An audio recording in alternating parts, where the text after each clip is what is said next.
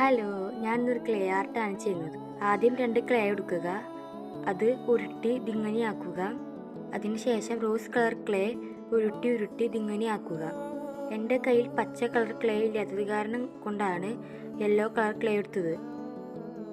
നിങ്ങളുടെ കയ്യിൽ പച്ച കളർ ക്ലേ ഉണ്ടെങ്കിൽ അതെടുത്താൽ മതി.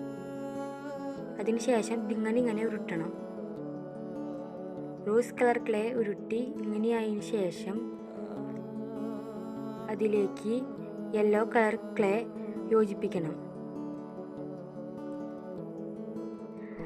ഞാൻ യെല്ലോ കളർ ക്ലേ കൊണ്ട് ലീഫും ഉണ്ടാക്കിയിട്ടുണ്ട്. അതും അതിൻ്റെ ഒപ്പം യോജിപ്പിച്ച് കൊടുക്കുക. അങ്ങനെ ഒരു മനോഹരമായ ഒരു ഫ്ലവർ റെഡിയായി. നിങ്ങൾക്കെല്ലാവർക്കും ഈ ഫ്ലവർ ഇഷ്ടപ്പെട്ടോ?